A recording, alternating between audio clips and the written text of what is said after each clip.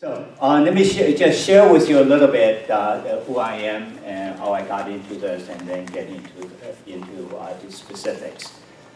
I was born in 1 month before 七七事变 of all the place in Nanjing， 所以我算是南京人。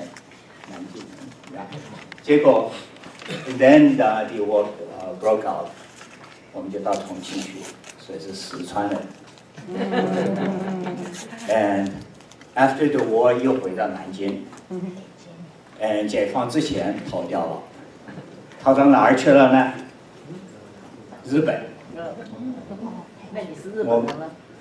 对呀，我是日本人，一句话不会讲。我们是占领军。我们去的时候是 under the Allied forces。所以我们和日本鬼是没有联络的。我现在我们以前 I used to say 日本鬼 but I got a little more political correct not to say that. But in this audience, that's the right one, right? Yeah.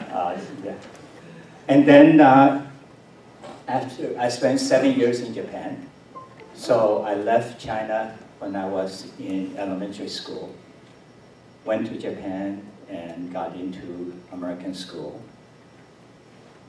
Just plucked from one to the other. And then when I was 18, I came to the States, thinking that I would just get an education and go back. So I spent 4 years at the tender age of 18 with $100 in my pocket, one-way ticket, on a freighter boat, landing in Portland, Oregon, trying to take a train to Lafayette, Indiana, and with just $100 in my pocket and one suitcase. Once I arrived with all the circuitous route to Indiana, I had to find a job. And so my profession at that time was a waiter in a sorority house. Sorority house? Yes, because that's the best food. So I know how to deal with girls. And then basically I have to dig holes or do whatever it takes to survive. And the good thing is that after 4 years, not quite 4 years, I have no debt graduating from college, not like the kids nowadays. So I was debt-free. So when I found a job, I had to send money back home. So when I graduated, the question was, I was ready to go home. The problem is, what's my home? Taiwan would have been the natural, but I was never there. Nanjing did not make sense. I was just born there. Chongqing did not make sense. I don't know anybody there. So the easiest way out of that is to go back to school, get my PhD, and all settle down, have kids, job, and all that kind of stuff. I see George laughing. You didn't go back to Japan. No. Correct. Japan was not a choice. And then I went to Bell Laboratories, spent 30 years there. I was kind of like an activist, got blacklisted because I was doing affirmative action, trying to get Asians promoted and all that.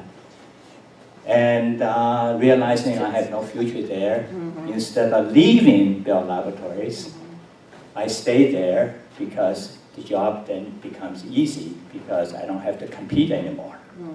Right? Being an average is not hard to do in this country.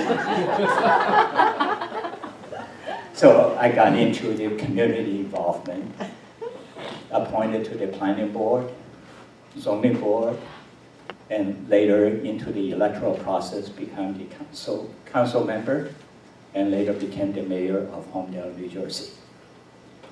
And then time to retire. And so I came to the Bay Area from New Jersey about 10 years ago. Got into the community and all that kind of monkey business in there. So this is just one of those monkey business I got into. Yeah. So that's kind of my background in there. A kind of techie, got into the political arena somewhat in there. Let me show you what this is all about. And what happened was that, I jokingly said it was Tekla's fault, because early in this year, she sent out an email talking about 万信 whatever. For those who do not understand, basically it's a okay. Basically it's a rehash of a letter that the Tongzhen wrote about receiving 10,000 letters, and this 10,000 letters like the 10,000 bullets shooting at Prime Minister Abe. Okay? And so basically that's what it was, talking about what happened, and he did it 20 years ago, and now it got revived. And so my question is, what do I do with it? I'm over here, in there. So this is what the guy was showing off, right? The letters. There. And whether it's 10,000 or not, nobody knows there. Not very well kept. And this is Tongzhen now. Okay. It doesn't take much to recognize the significance of these letters. For example, these are their personal experience by their own voice. By their own voice in writing, as opposed to tape recording. In the old days, this is back in the early 1900s, 1990-ish. Okay. But the point is that it's the sheer magnitude of these letters, right? It's not just one C's or two C's. Whether it's 10,000, that's irrelevant, but it's a lot.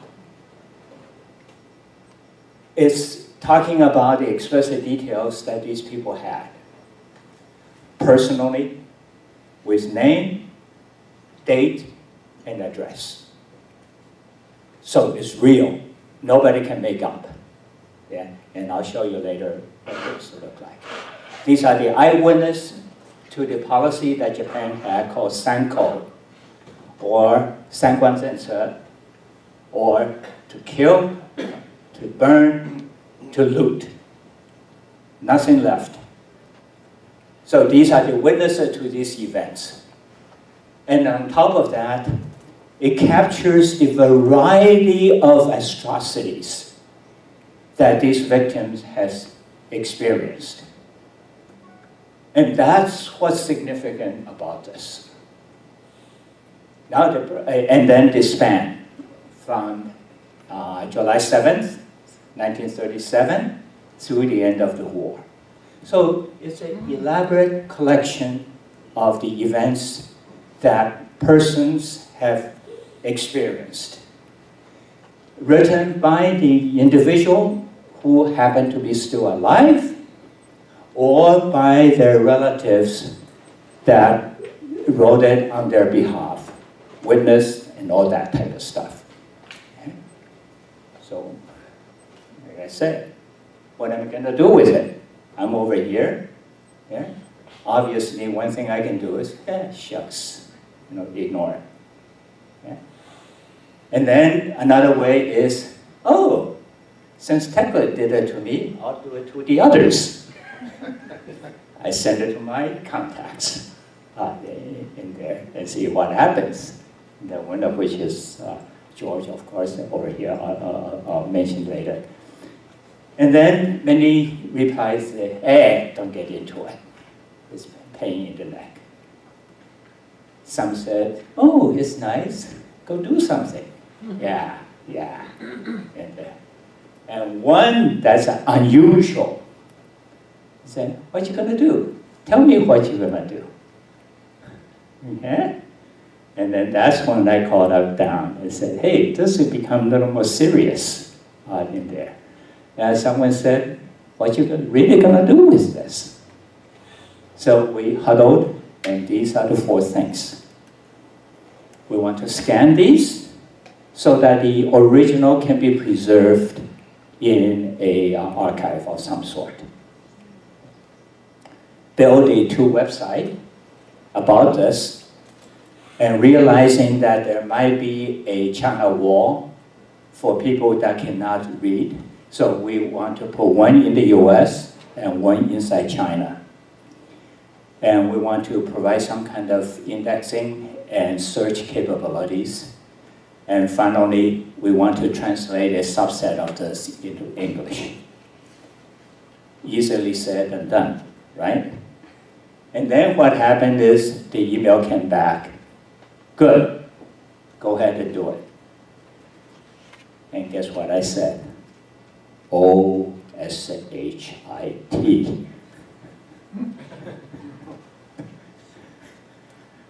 It's good that I got this, but now I have to do it.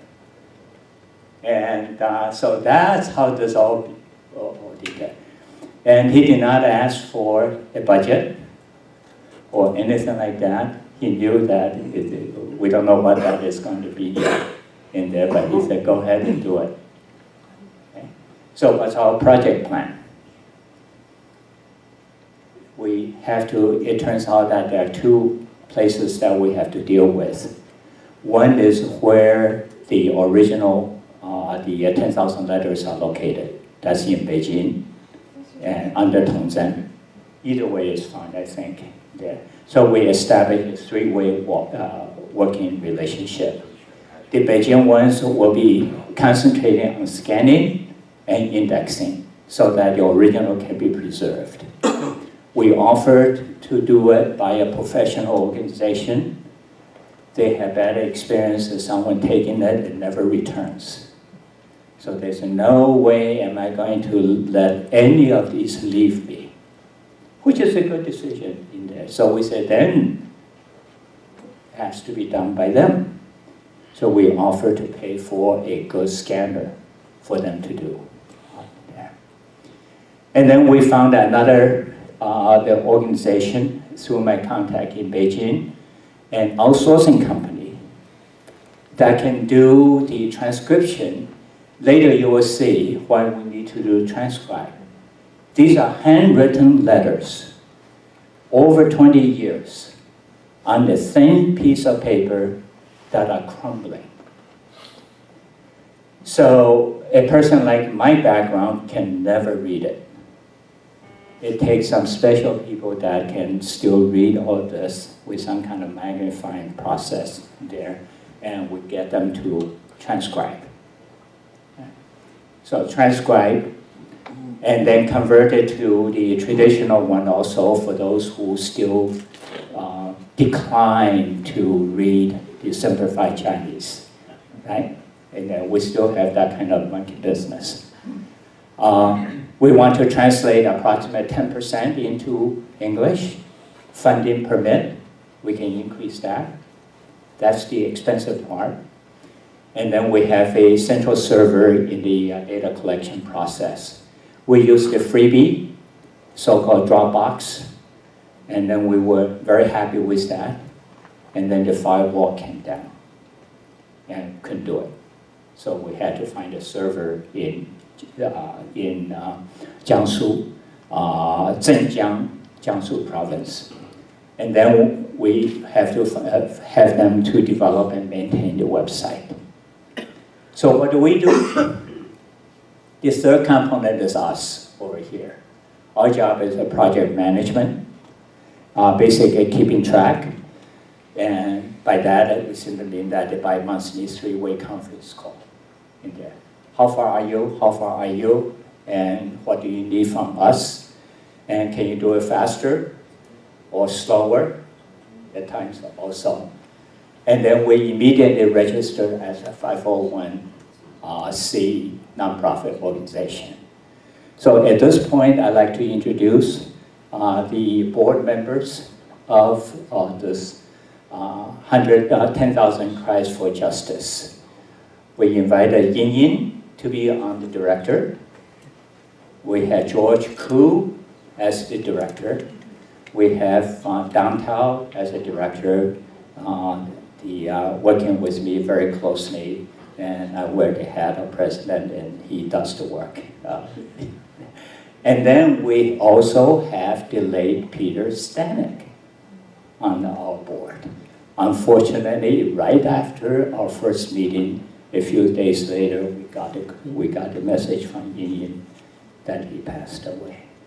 He would have contributed tremendously to this project. Yeah. So, who is this Tong Zhen? He is the one that started this whole process. Yeah. Let me briefly introduce him. Born in Chongqing, so he's about 58 years old or thereabouts. Got a BS in economics, and then later sort of went to the law, but not really a lawyer. But because of that experience, he's very knowledgeable on that legal system, which comes in very handy in his analysis later.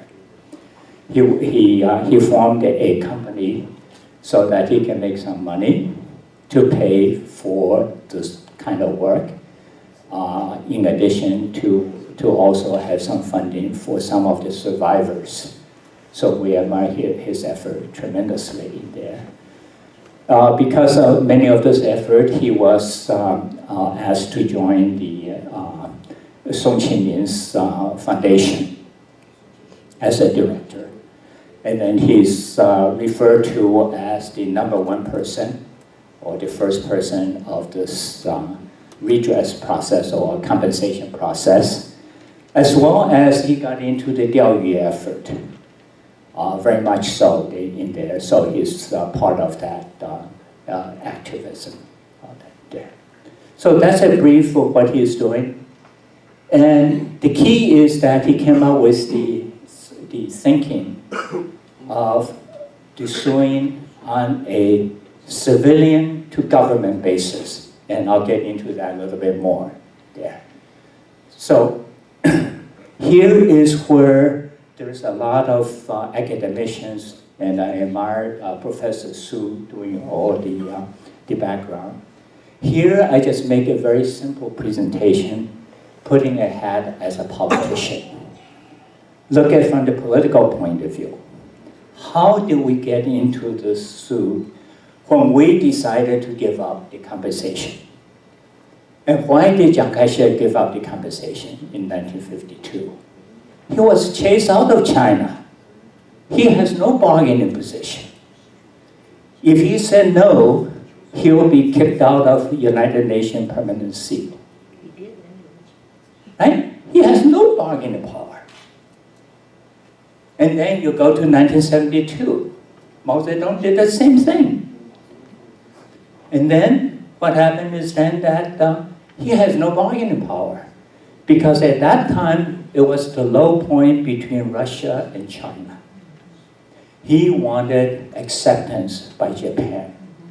Nixon just visited, and Japan was a natural one that he wants to coalesce to join the recognition of China in there. So anything goes.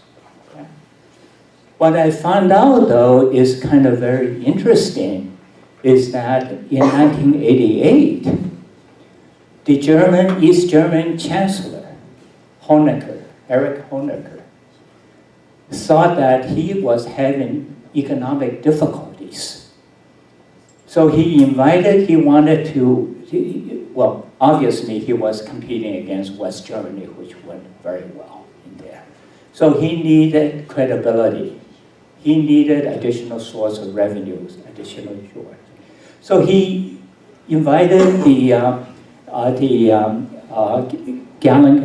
Galensky, who is the West German Jewish community leader to come to Berlin to offer. East Germany had no part in the Nazi German occupation. We have no responsibility for war reparation. However, we would like to offer you some moral, they call it very carefully, humanitarian aid to the survival Jews. Yeah. Aha, that opened up a little crack, right? And then lo and behold, they were not aware of the following few events.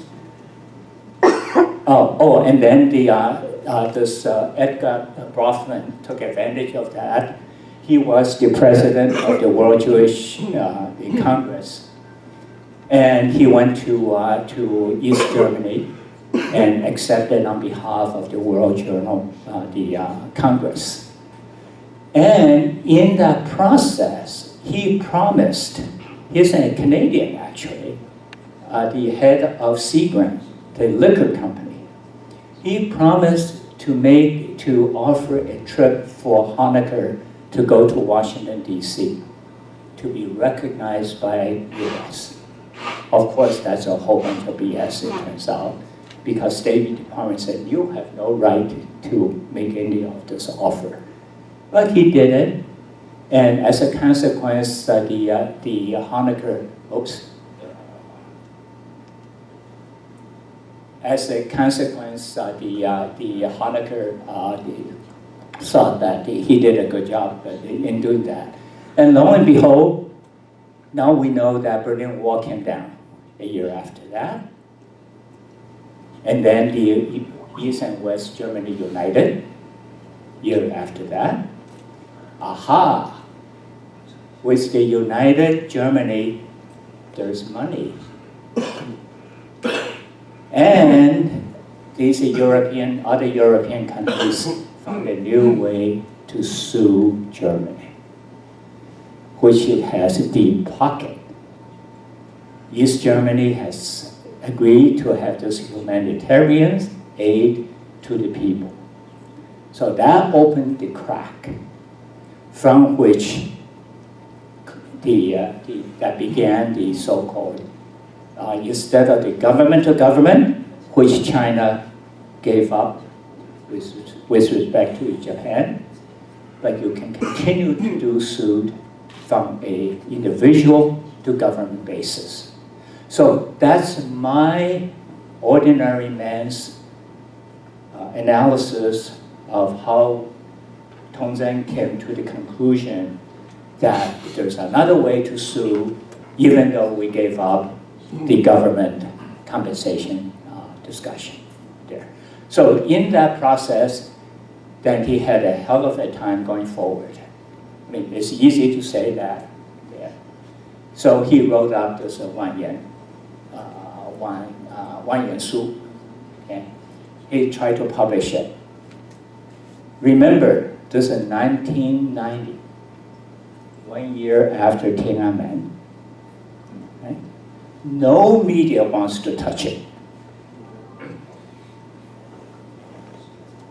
1991, he found a crack. There was a People's Congress in Beijing. So he printed out 30 copies of his manifesto, using his student to go there, corner these delegates. Can you read this? Can you read this? Can you read this? Can you read this? Okay. They all kind of refused except for a couple of them.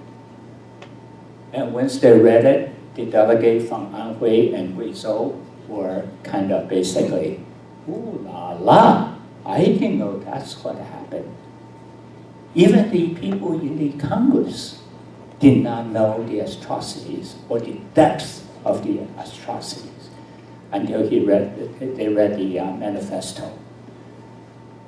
So these two gentlemen brought with them a bill, a formal bill, to the People's Congress. Bill number 10 and number 7, whatever that meant in there. But the point is that it became official.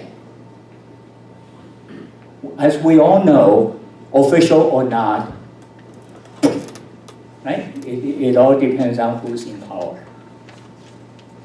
So at least it got to the official level, and therefore some of the media dare to publish.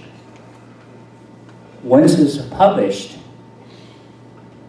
the civilian wrote back to him. These were some of the things that happened there. And then and then further he went on, tried to represent the slave labor in Japan, not very successful.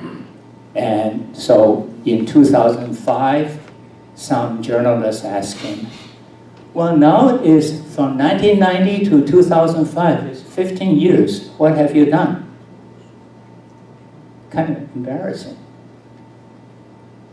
He said that we went through 3 stages. First stage is to educate the public about the basis of the civilian suit. Once you have that, we did it in Japan. We trialed in Japan, unsuccessful, but we did it. That's when he found out they're saying that with all that expenses and all that type of thing, let's bring the suit back home. Those who are in the States can recognize this in the sports. This is called a home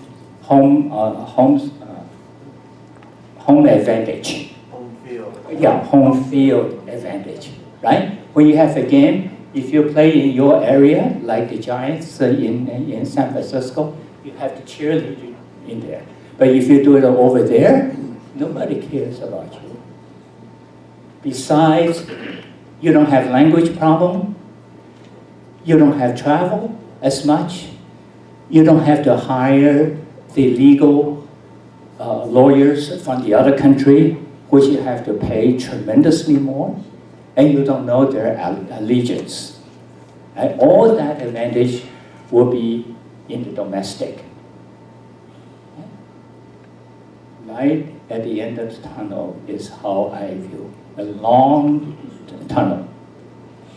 What I mean by that is, so this is an interesting case of a ship. Back in 1936, Zhongqiang leased out 2 ships to Japan, some kind of company in Japan, Mitsui or whatever, I don't remember. It's not Mitsui, because later it was acquired by that. And then, of course, the war broke out. And then after the war, they said that the ships were lost. Well, how did the ship lost? Well, the Navy confiscated. We don't know where it is. Now what do? You sue, right? You sue in Japanese court, failed. You sued in another place, failed. I'll get into a little bit more of that. But basically, then he took we talked about yesterday the difference between actually open case versus deposited case. So it was actually 1988, before the expiration of the so-called the statute of limitation. It was recorded in the court. So from 88 to 91, there's a 3-year span before you put it in and actually having a court. And guess what? It took another 6 years to find the guilty. Find. Okay, you find guilty. The Japanese companies, they said, yeah, come and get me. Nothing happened. And then another thing came about in between, in there. And I think we talked about yesterday that Beijing finally accepted the compensation lawsuit.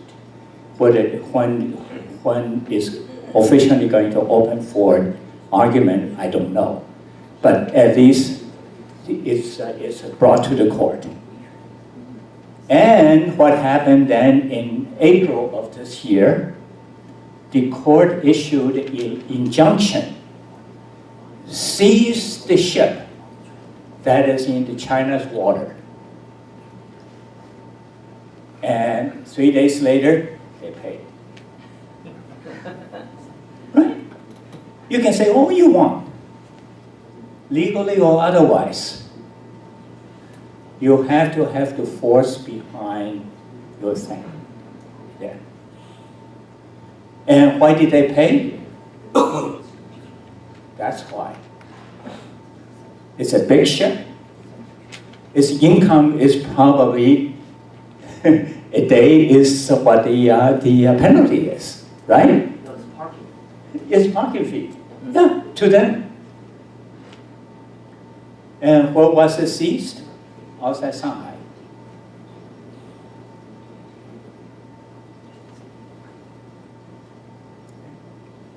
And for those who are interested in the details, these are the chronology. Yeah.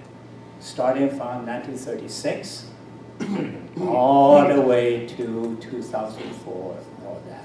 What they went through and all that type of monkey business of going through the law. So to say that you can have a civilian suit is easy. To execute takes a long time. And as a consequence, many of these victims passed away and did not get the benefit. But we need to recognize that this route was a rocky road route to this. And there's a sliver of light at the end of the tunnel to say that this may be the right approach. Here is where I want to show you. David, I have a question. Yeah, sure. That one is you're suing from, it's a commercial. It's Correct. one company suing the other company. So you could seize their property in China jurisdictions for Right. compensation. Right. But 10,000 letters from individuals, Mm-hmm. you actually have to sue the Japanese government. Right. No. See, Because you don't have an individual in Japan that you can sue, or individual company you can sue. So it's Well- suing the Japanese government. okay. Let me offer my perspective on this. You're correct. And the way is, how do you look at this? These are individuals that got hurt. How did they get hurt? Because the Japanese Well, government. let me say, how did they get hurt? A variety of things, right? So you can say that I got hurt because Mitsubishi or whatever the company, I don't know, I'm using that as a name, manufactured the tanks, the bombs, all that. It was because of that hurted me. So you have to link it to a company so you can actually sue the company. That's That your- is going to be even more difficult because the linking is going to be so weak by now. Well, that's the challenge. That That's the challenge that I'm offering to you. And the challenge is essentially find a company with a deep pocket. Well, some of the letters actually associated with slave labor.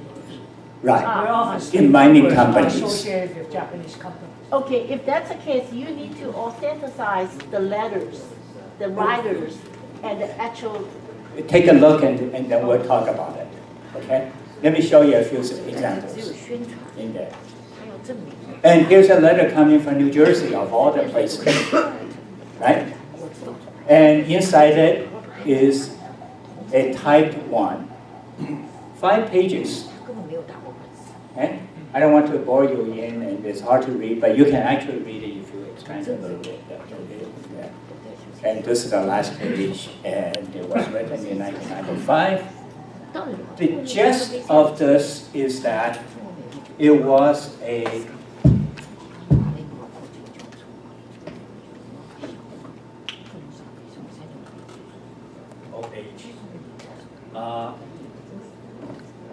so this person who wrote to Tongzhen saying that they have met and then attached and basically offer support.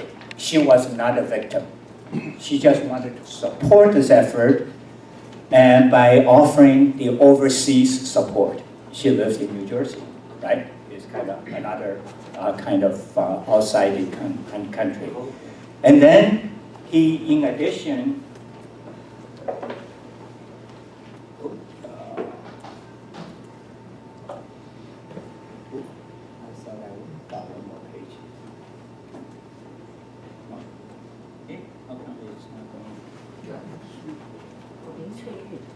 I think it, David, isn't that the one?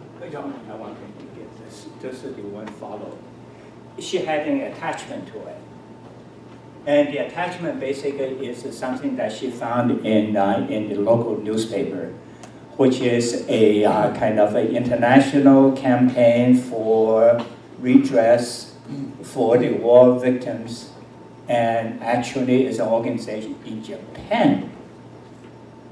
So she's basically offering some additional information that, hey, perhaps we can go help fundraising and going in another direction.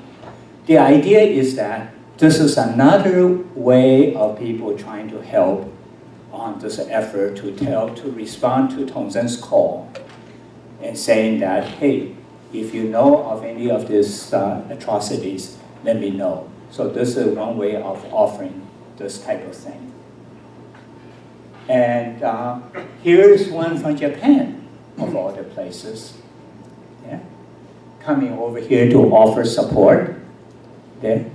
Written in Japanese, 2 pages, and then we translate it into Chinese and then type it out in there with attachment about the 931, the event. So this is a situation in the city of Koda or somewhere. And they have an organization of the former 731 soldiers that felt bad about what they have done. They get collected together annually to celebrate, not to celebrate, to memorialize the sins that they have done. So it's again another way of supporting what Tongzhen is doing in there. Okay. And inside there, they invited this gentleman who is the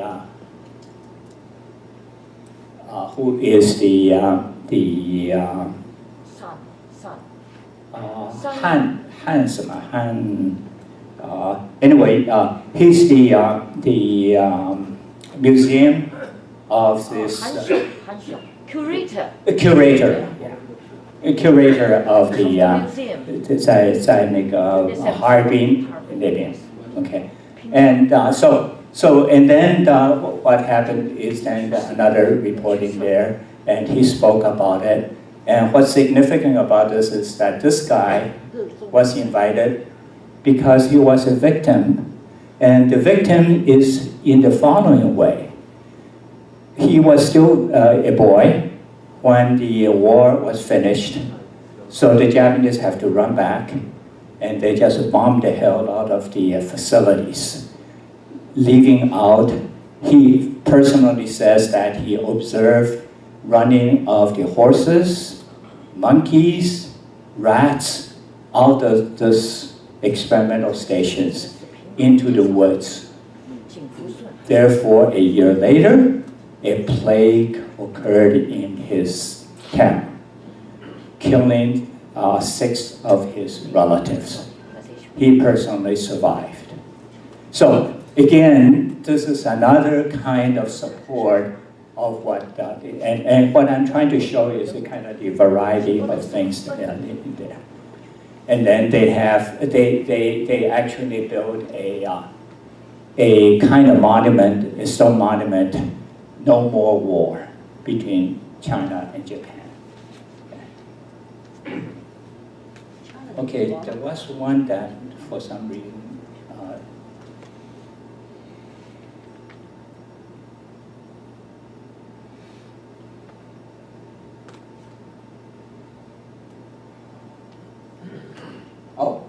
I must have missed this one.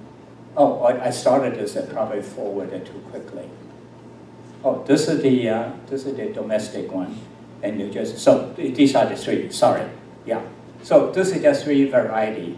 And then in addition to these individual letters, and there was another kind of letter writing, which is they call a 统计表. What it boiled down to is that instead of writing individual one, some of the cities collected an effort in saying that let's formulate a form.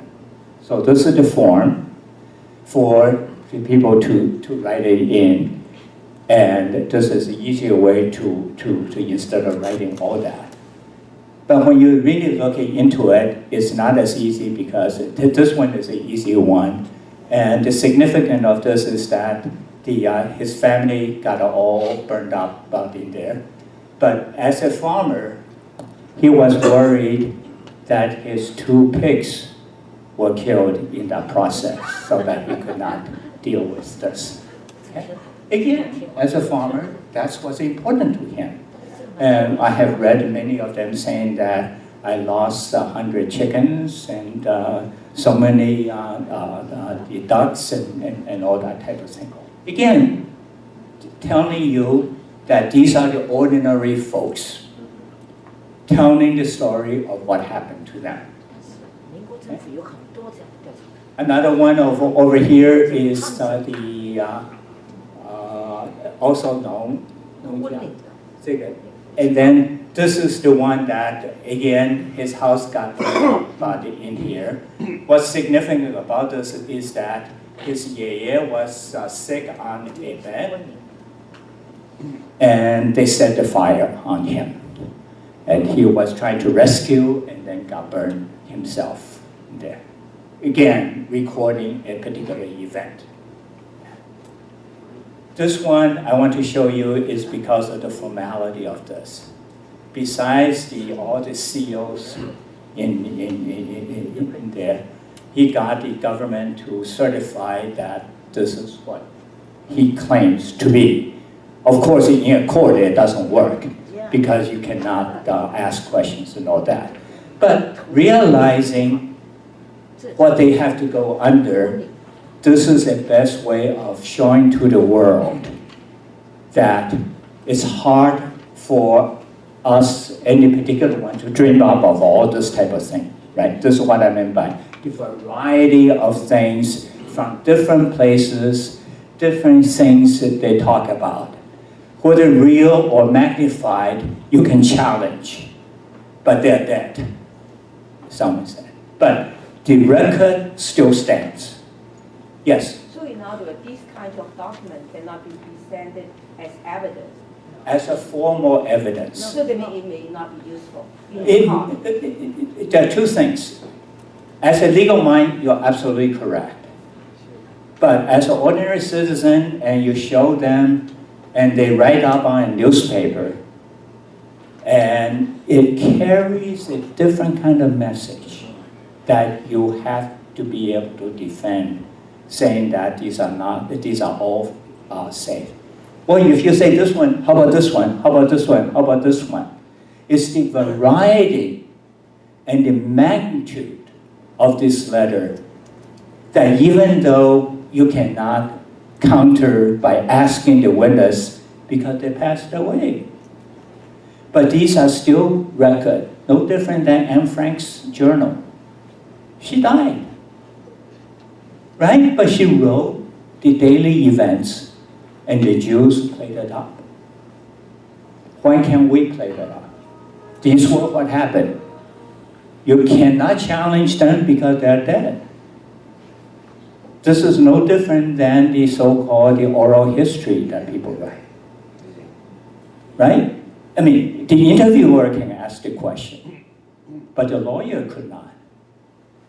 So you're absolutely correct in the eyes of the law. But what we are dealing over here is the moral responsibilities. Do you negate this 10,000 event that people have experienced? And if so, you have to go one by one saying that what's wrong with all this. And in that process, someone have to conclude and say that there got to be some grains of truth. That's the message. That's the significance of this project, I believe. And I believe my board is supporting me in doing that. Yes? Yeah, I would like to add something about the background of this kind of investigation. And I know about the people's in the letter because, now in Zhejiang province, in my province, the province I'm from, they're trying to put all the documents in the archives, all the archives concerning biological warfare. The government is doing that. They are going to publish them. And one of the important materials we are using now is an investigation. It's a national investigation on the war, the damages by the Sino-Japanese War, investigation of that. Yeah. A national investigation sponsored or organized by the 中共党史, the party's history research institute, something like that. Right. And people like me work with them. Yeah. Because we also did investigations and we contributed our data to them. Right. And the Zhejiang province did a fairly good job, And most of the research, investigation reports have been published. Yes. Maybe 30 volumes right. on the county level have been published, but then they were suddenly stopped by the Chinese Ministry of Foreign Affairs. Right. But they reassumed they are going to publish them again. Right. And in those reports, I found that the Kuomintang, the nationalist government, Yeah. had done fairly detailed investigations on war damages Also. after the war. Yeah. Yeah. So Yeah. those letters could be based on, trace back to Right. to the post-war investigations, and we have tons of archives of those Right. investigation reports post-war, immediate post-war. And this is one investigation. A second investigation, national-wise, is organized by the Party History Research Institute. Right. Started in 2006. We helped them. We joined, participated. And I found in Wenling, this is from Wenling County, Zhejiang Province. Yeah. Wenling, the Party Research Institute's reports, Wenling, the reports of Wenling investigation reports has been published. I have a copy. 他们说了, it is mentioned that a group of villagers, civilians in Wenling tried to sue. They got organized and wrote down their personal experience or family war experience, and they tried to sue. So I think maybe, just as you said, maybe this one does not constitute a strong evidence for a lawsuit, but they work with the other evidence. Right. Supporting each other, they can constitute a valuable or credible evidence for lawsuits. Yeah. Right. Yeah, this is my comment. Yeah. Very similar to what I was trying to say. I mean, with the media coverage, with movie coverage like the Spielberg's Schindler's List and other movies like that, and also similar to Iris Chan's write-up about making a movie of Nanjing. So these are all out there. And these came from the first source. This is first source. You can question them, but these are hard written record of individuals there. It's the collection of all these that will eventually be very helpful. Very similar to my argument from the political point of view. Why did Honecker decide to pay this humanitarian aid? He must have read a lot of the atrocities of the Nazis. Of course, Nazis is not my problem in there, but it hurts, right? It must hurt somebody. And it's, again, my conclusion is that we needed to do a united way of collecting all this together with help from the academicians to provide additional level of the legality behind it. But my point of all this is the genuineness. And that's why we want to preserve exactly the original letter. And this original letter will be in the archive for the future Irish chance to go look and saying that this is what happened as they knew it, which is better than the voice mouth of someone else. These are written down, and this is the first source, because these are the personal experience of these victims in there. And then your point is well correct. This happened to be haphazard national collection. So it takes some additional organization to unite them all together, and that binder will probably be 10 feet or 20, 100 feet tall. Okay, and so these are the variety. And what's so cruel about these two is these occurred in the temple. This particular one is that the Japanese forces came and the civilians ran to the temple, believing that it's safe. And the military was ready to bomb it, and then they got called away because of some emergency, and these civilians all ran away. The building still got burned. That's the record. Civilians did not get burned, not because of anything they did. It's just very, very, very fortunate. Some event came, the Japanese soldier had to go take care of, and these people escaped. And then the other one is a more elaborate, and the significance is that this is actually 城门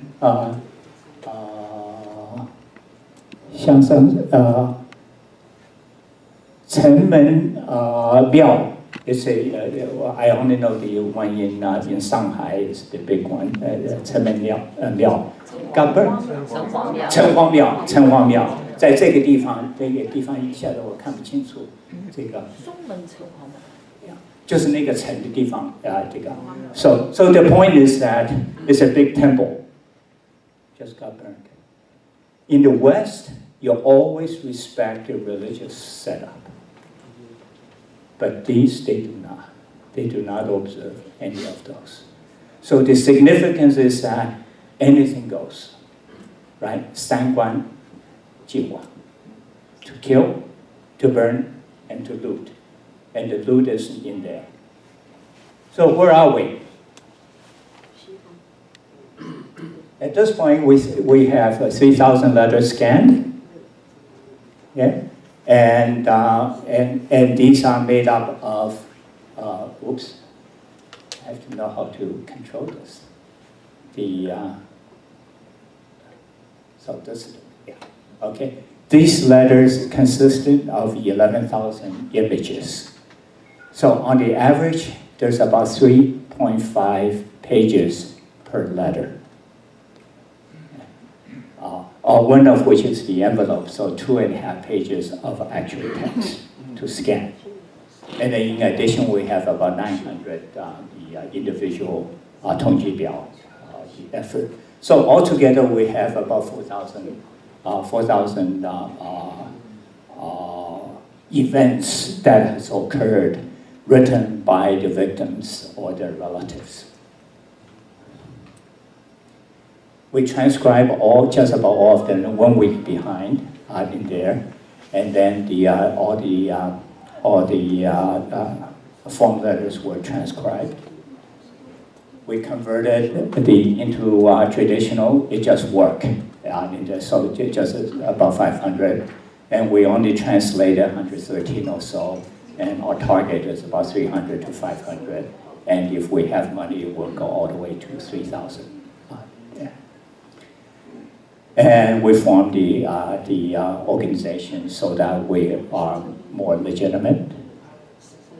And we registered 6 websites, the .org and the .com and .net. And the reason is very simple. You do not want the Japanese, if we use the .org, and the Japanese will have a .com, and they steal the people into their website. What happened? Type of thing. So without precaution. And the only reason we have this too is that we recognize that in China, typing 10,000 cries for justice is hard. So we just made a CFJ. And we try to use the pinyin, and it gets a little more complicated and all that. So we found it. I think that China domain name is 10,000 in it also. 10,000. www. 10,000 Oh, 10,000 CFJ. Okay, I forgot. So those are to be corrected. And then lastly, we expect to have a prototype by the end of the year. This doesn't mean that you can get to it. This just simply means that we believe it's a functional or semi-functional web that we can start monkey around. How do we search? How do we print it out? How do we get all these accessible and all that kind of technicalities in there? So that's where we are. And I believe that this is a quote from a famous one. Either you attribute to Winston Churchill, or the original one is actually George Santayana, and which basically says that where you travel, if you have never, those who do not learn from history are doomed to repeat it. And this is a road showing that if you don't think about it, if you don't learn what you made the mistake of, you'll go the same road. Yeah. And what we wish to do is to build a bridge between the East and the West as a part of this effort to educate or to let the Western world know what has transpired in this, how many years? It's not more than 8, it's 8 plus the other years. Thank you.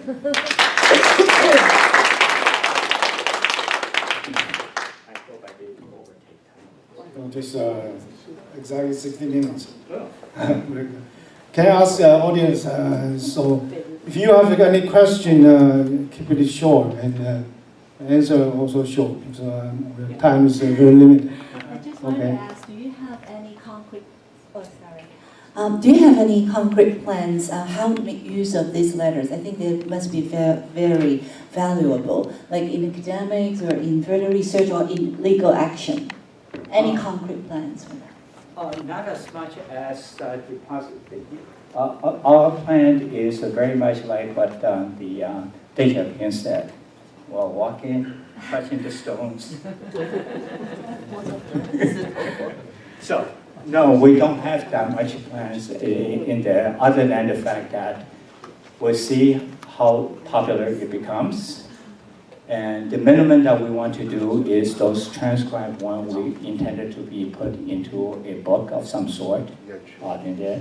As to how to do that, I have no idea. No, it's going to be much more than that, because Tong Zheng is directly involved in this. Tong Zheng is going to use these in whatever ways he can in the lawsuits that he's bringing up. Yeah. So, and George, yeah. I think the value of this website, the intent is really not to provide fodder for legal battles.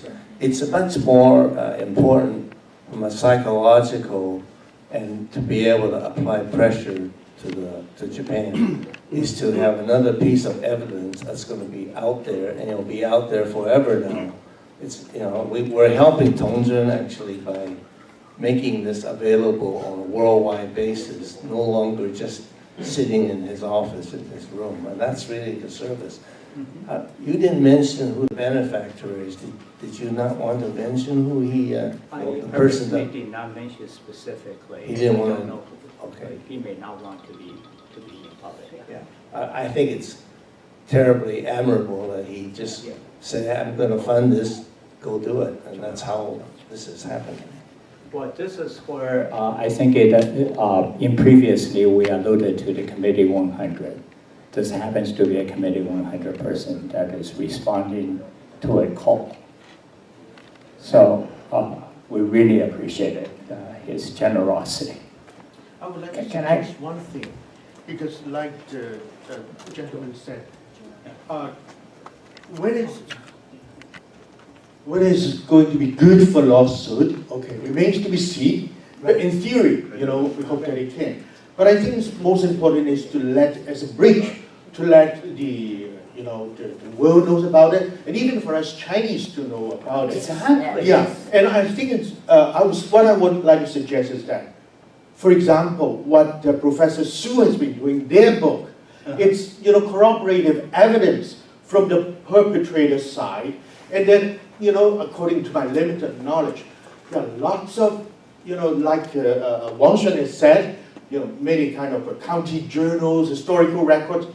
I would like to suggest that, okay, even though they are not already translated into English or other languages, they should be mentioned and linked there in your in the website, so that for viewers, they know that not just 10,000.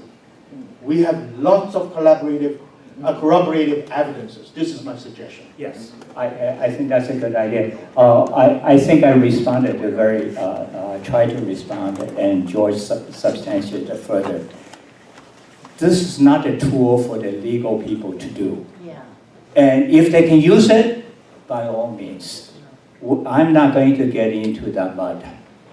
That legal mind is strange in there. And they can twist you around and all that kind of things in there. So you're absolutely correct.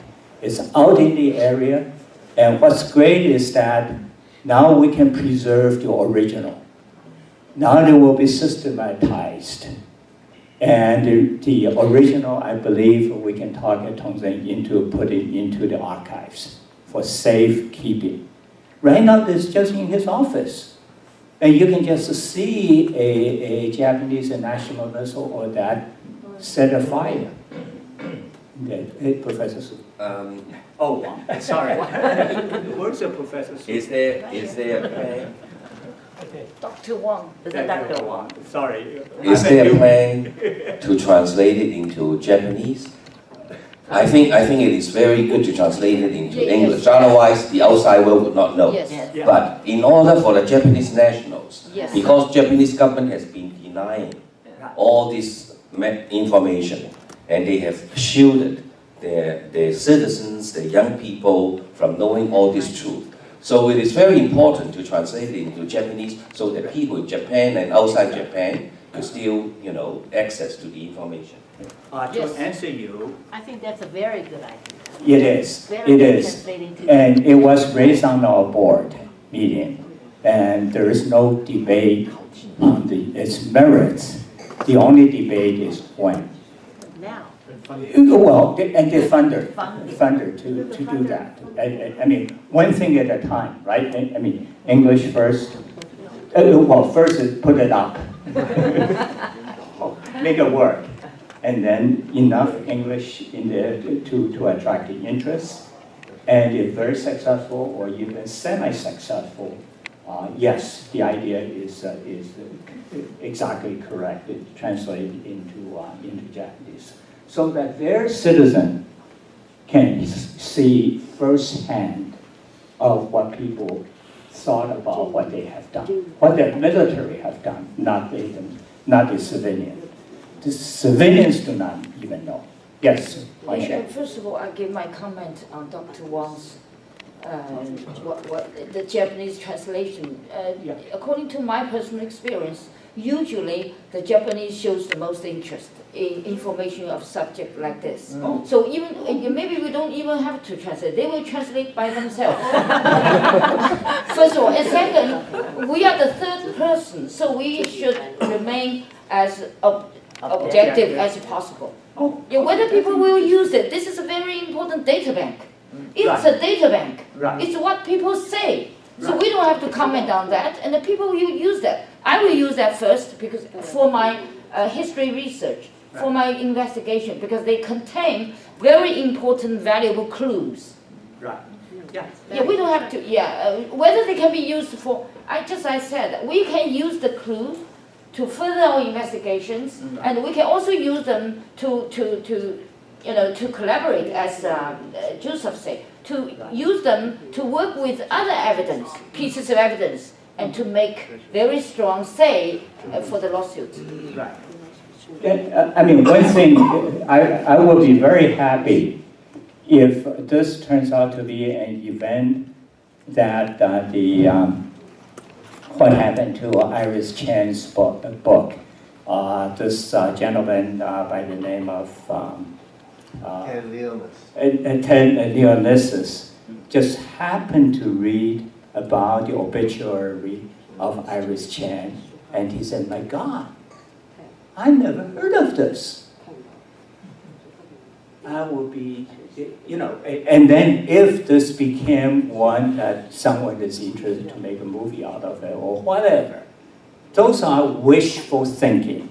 But I think the core of a business is a database, the accuracy, the genuinity, and that's why we wanted to make a high quality scanning in there so that people can see it and make their own decision out of it, Japanese or otherwise. It's also a very modern way because we're using Chinese labor for the scanning.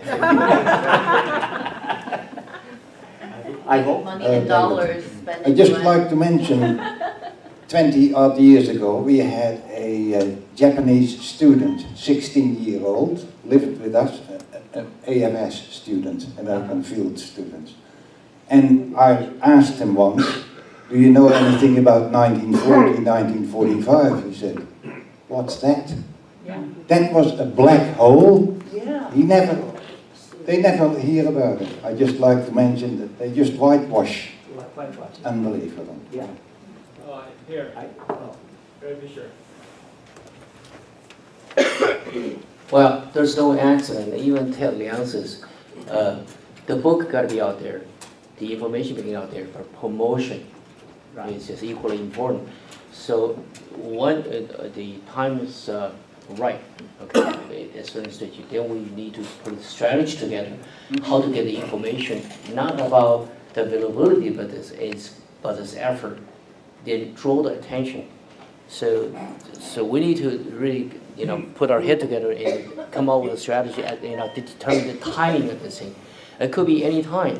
For example, if this is ready today, we could go forward because, like I mentioned before we started the meeting today, yesterday it was the beginning of the G20 meeting, and also there's a very long article in the New York Times talking about Japanese denial compared with the Nazis. Oh, really? Yeah, it's a huge article, a laundry list of all the denial. In fact, they sent the Japanese appointed human rights ambassador to United Nations requesting rapporteur to withdraw the UN resolution. Got kicked back, thrown out.